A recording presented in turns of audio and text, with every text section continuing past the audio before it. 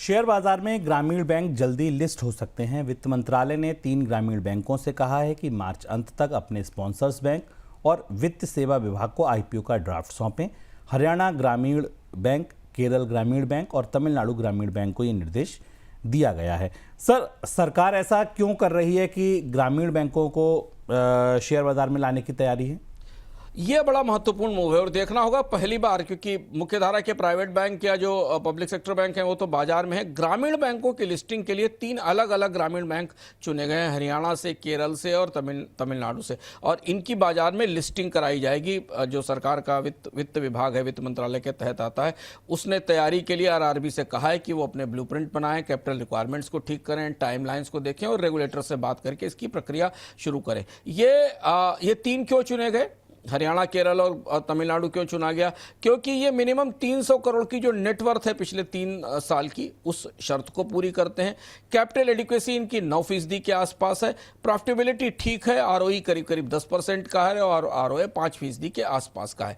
नाबार्ड एक तरह से इनका मर्चेंट बैंकर होगा, अभी घोषित तौर पर तो नहीं है, लेकिन नाबार्ड इनके लिए कॉमन एसओपी बनाएगा, स्टैंडर्ड ऑपरेटिंग प्रोसीजर बनाएगा, जिसके जरिए इन ग्रामीण बैंकों को शेयर बाजार में सूचीबद्ध कराया जाएगा। सरकार इसलिए इन्हें ले जाना चाह रही है क्योंकि इस तरीके के ग्रामीण बैंक आमतौर पर बजटरी सपोर्ट पर चलते हैं और बजटरी सपोर्ट नाबार्ड को दिया जाता है।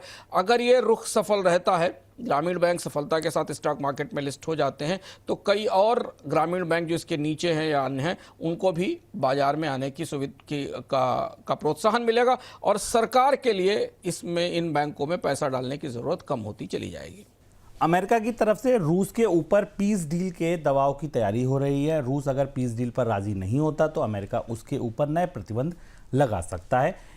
इसके लिए अमेरिका ने नए प्रतिबंधों पर काम शुरू कर दिया है। नए प्रतिबंध में रूस के तेल टैंकर्स और रूसी तेल के ट्रेडर्स को निशाना बनाया जा सकता है। सर, क्या असर होगा इस घटनाक्रम का अगर ये पीस डील नहीं होती है, मान लीजिए, और अगर अब ये नए सिरे से प्रतिबंध लगेंगे, बाजार पर क्या असर होगा? फिर वही घूमकर हम आप वहीं आकर खड़े हो गए। रूस किसी भी स्थिति में यूक्रेन को मिलने वाली सुरक्षा व्यवस्था को पर सहमत नहीं हो रहा है। यूक्रेन ने नाटो से अपने आप को अलग रखने की बात कही। नाटो जैसी सुरक्षा पर रूस तैयार नहीं हो रहा और रूस की तरफ से इस पीस डील पर अभी कोई प्रतिक्रिया भी नहीं आई है। एक और महत्वपूर्ण बात यह है कि जहां विवाद फंसा हुआ है वो ये है कि जो रूस की एसेट्स सीज की गई थी सैंक्शंस के तहत, यूरोपियन यूनियन इस बात पर दबाव बना रहा है कि उन एसेट्स से का पैसा यूक्रेन को दिया जाए, क्योंकि यूक्रेन में जो युद्ध से ध्वंस हुआ है, उस पर युद्ध थोपा गया था, रूस ने हमला किया था, उसे पुनर्निर्माण के लिए वो पैसे का इस्तेमाल किया जाए। जो रूस का पैसा पूरी दुनिया में अलग अलग जगह गोल्ड और विदेशी मुद्रा जब्त की गई है, वो यूक्रेन को दिया जाए। इसे लेकर रूस की गहरी असहमतियां हैं। इसलिए फिर डोनाल्ड ट्रंप ने इस बात का इशारा किया है कि वो सैंक्शंस लगा सकेंगे, लेकिन अब सैंक्शंस लगाने के लिए शुभम कुछ बहुत बचा नहीं है।